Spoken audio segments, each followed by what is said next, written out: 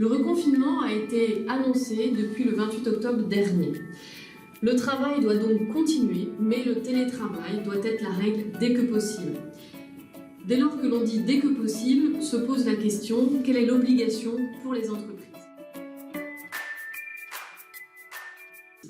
Le directeur général du travail a diffusé le 3 novembre dernier une orientation pour guider les inspecteurs du travail.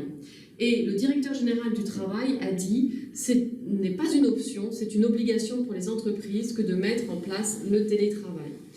L'inspection du travail a donc pour mission de veiller à la mise en œuvre effective du télétravail.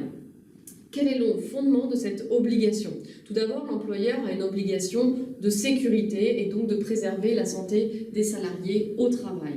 Mais précisément, il existe un fondement textuel en la matière. En effet, l'article L 1222-11 du Code du travail prévoit qu'en cas de circonstances exceptionnelles et notamment de menaces d'épidémie, la mise en œuvre du télétravail peut être considérée comme un aménagement du poste de travail rendu nécessaire pour permettre la continuité de l'activité de l'entreprise et garantir la protection des salariés.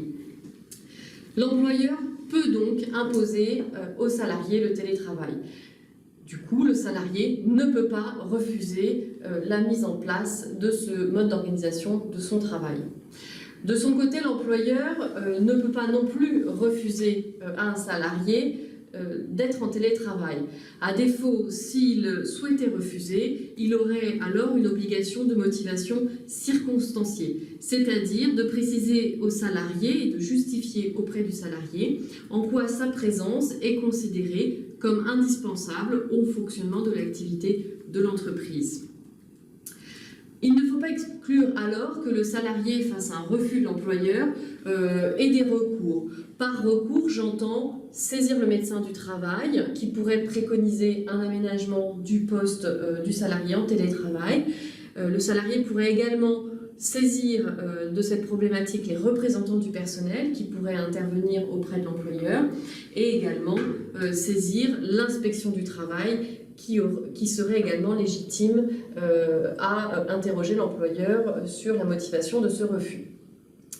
S'agissant de la mise en œuvre du télétravail, il n'y a aucun formalisme particulier. Le télétravail peut être prévu dans l'entreprise par accord d'entreprise, par une charte ou par un simple accord entre l'employeur et le salarié qui peut se matérialiser par tout type de document, un mail, un courrier, un avenant au contrat de travail. En la matière, c'est libre. Quel est l'intérêt pour l'entreprise de mettre en place le télétravail par voie d'accord d'entreprise? Ça permet de poser les objectifs de l'entreprise, quels sont les objectifs pour l'entreprise de ce mode d'organisation du travail. Ça permet également d'identifier quelles sont les activités ou quels sont les emplois qui sont éligibles à ce mode d'organisation du travail. Cela permet de mettre en place, d'édicter les règles applicables au salarié qui est en situation de télétravail. Et in fine, l'accord d'entreprise permet de mettre en place des indicateurs à la fois qui seraient utilisés pour s'assurer de l'intérêt pour l'activité de l'entreprise de ce mode d'organisation du travail et également des indicateurs qui seraient pris en considération pour évaluer l'impact du télétravail sur la santé du salarié. Il n'y a pas de délai de prévenance pour mettre en place le télétravail. Maintenant, l'anticipation est toujours un atout en ce domaine. Le télétravail peut avoir lieu au domicile du salarié, mais ça n'est pas une obligation. On peut imaginer un télétravail dans un lieu qui serait autre que l'entreprise ou le domicile du salarié. En pratique, il est possible de faire alterner la situation de télétravail et de chômage partiel. Dans ce cas-là, l'employeur aura l'obligation de déterminer la quotité de travail qui devra se dérouler en télétravail ou qui devra s'effectuer en chômage partiel.